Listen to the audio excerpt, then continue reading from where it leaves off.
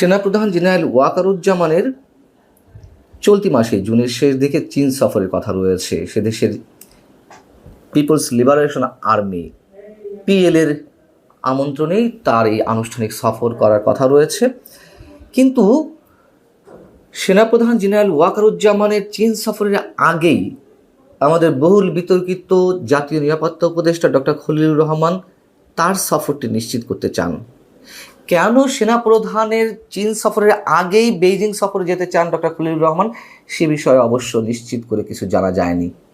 তবে চীন সফর নিশ্চিত করার জন্য তিনি 16 জুন সোমবারই বাংলাদেশে নিযুক্ত চীনের ভারপ্রাপ্ত রাষ্ট্রদূত লিউ ইউয়েনের সঙ্গে নাকি সাক্ষাৎ করেছেন এবং সাম্প্রতিক সময়ে যে লন্ডন সফর প্রধান উপদেষ্টা তার সফর সঙ্গী হয়েছিলেন ডক্টর খলিলুর রহমান, সেই লন্ডন সফরের আগেও বাংলাদেশে নিযুক্ত চীনা রাষ্ট্রদূত ইয়াও ওয়েনের সঙ্গেও তিনি দেখা করেছেন। যেহেতু চীনা রাষ্ট্রদূত ইয়াও ওয়েন তার নিজ দেশে এই মুহূর্তে অবস্থান করছেন, ভারপ্রাপ্ত রাষ্ট্রদূত দায়িত্ব পালন করছেন লিউ ইউয়েন, তার সঙ্গে তিনি সোমবার দেখা করেছেন।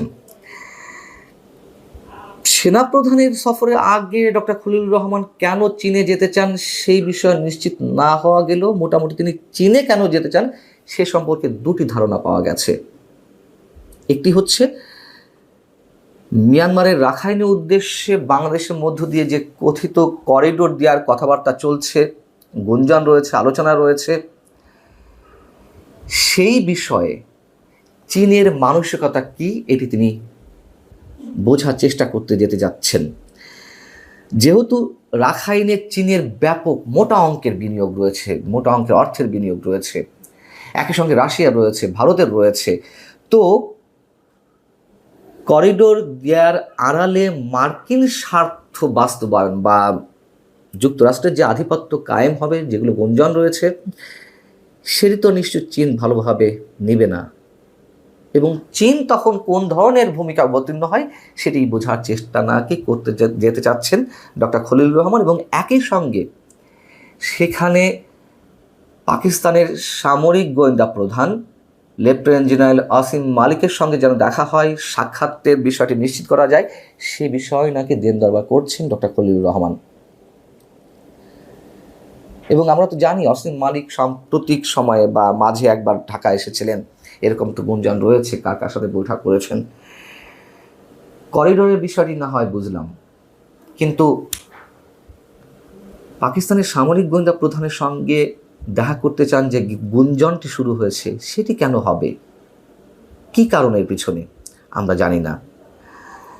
আর গত 6 জুন ঈদের আগের দিন জাতির উদ্দেশ্যে আমাদের প্রধান উপদেষ্টা যে ভাষণ দিলেন, সেই ভাষণে যে তিনি মন্তব্য করলেন মানবিক করিডোর দেওয়ার বিষয়ে কোনো ধরনের কোনো আলোচনা কারোর সঙ্গে হয়নি এবং এই বিষয়টিকে তিনি গুজব বলে উড়িয়ে দিলেন, গুজবকারীদের তিনি প্রতিহতের ঘোষণা দিলেন।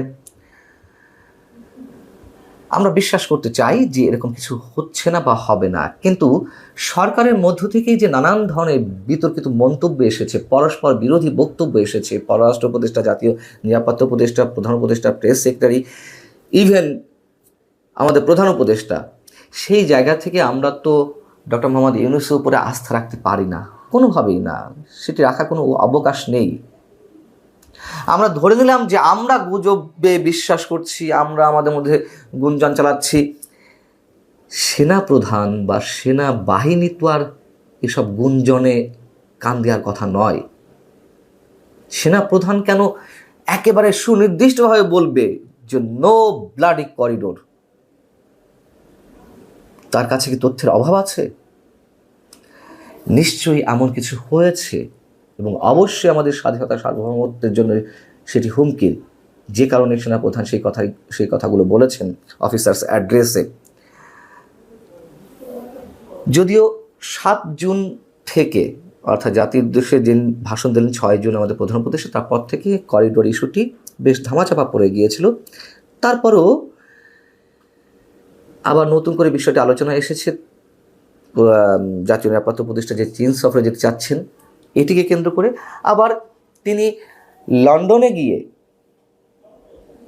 তারেক রহমানকে তিনি রিসিভ করলেন। যে বৈঠক হলো ডক্টর মোহাম্মদ ইউনূস এবং তারেক রহমানের মধ্যে, তার পরবর্তী যে সংবাদ সম্মেলন সেখানে তিনি সরকারের প্রতিনিধিত্ব করলেন, সেটি নিয়েও তো তুমুল বিতর্কের সৃষ্টি হলো এবং করিডোর বিষয়টি আবার ফিরে এলো আলোচনায়। তার কারণ এই করিডোর ইস্যুকে কেন্দ্র করে বিএনপি এর বিরোধিতা করেছিল এবং ডক্টর খলিলুর রহমান যে নিজে এখানে মুখ্য ভূমিকা পালন করছেন তার পদত্যাগ দাবি করেছিলেন। তিনি বিদেশি নাগরিক, তিনি সহ আর 2 উপদেষ্টা, ছাত্র উপদেষ্টাদের তিনি বিএনপি পদত্যাগ দাবি করেছিল। সেই খলিলুর রহমান কিভাবে লন্ডনে গিয়ে এই ধরনের ভূমিকা অবতীর্ণ হন? যখন বিষয়টি নিয়ে নানান ধরনের সমালোচনা শুরু হলো, বিভিন্ন মহলে বিএনপিও সমালোচনার শিকার হলো, তারেক রহমান সমালোচনার শিকার হলেন। পরবর্তীতে এসে সোমবারই রাজধানীতে একটি অনুষ্ঠানে বিএনপি স্থায়ী কমিটির সদস্য সালাউদ্দিন আহমেদ তিনি একটি মন্তব্য করেছেন সংবিধানের আলোকে এবং সরকার গঠনের আলোকে। তিনি বলছেন, অন্তর্বর্তী সরকারের উপদেষ্টা পরিষদ গঠিত হয়েছে এবং সাংবিধানিক বৈধতা রয়েছে। আর্টিকেল 106 অনুসারে সুপ্রিম কোর্টের অ্যাডভাইজারি রুল অনুসারে এই সরকার গঠিত হয়েছে। সংবিধান যেভাবে বলছে তা হচ্ছে উপদেষ্টারা মন্ত্রীর মর্যাদা ভোগ করবেন এবং মন্ত্রী হওয়ার জন্য যেসব যোগ্যতা থাকতে হয় সেটা উপদেষ্টা মণ্ডলীকে মাথায় রাখতে বলবো। সেখানে কিন্তু বিদেশি নাগরিকত্বের বিষয়টি অনুমোদন করেনি এবং আরও অনেক বিষয় আছে, এটি তারা মনে করে দিয়েছে বিএনপি নেতারা। এবং ডক্টর খলিলুর রহমান তার যে পাসপোর্ট সেখানে নাকি তার নাম রয়েছে রজার রহমান। তার সহধর্মিণীয় মার্কিন নাগরিক, যিনি নিজে মার্কিন নাগরিক, যদিও তিনি বলেছেন যে এটি প্রমাণ করতে হবে। কারণ প্রমাণ কে করবে? তারা যদি প্রমাণ করতে দিতে না চান, কার সাধ্য আছে সেটি প্রমাণ করার? এই খলিলুর রহমানের উপরে ডক্টর মোহাম্মদ ইউনূস এখন অনেকাংশে নির্ভরশীল। ডক্টর খলিলুর রহমান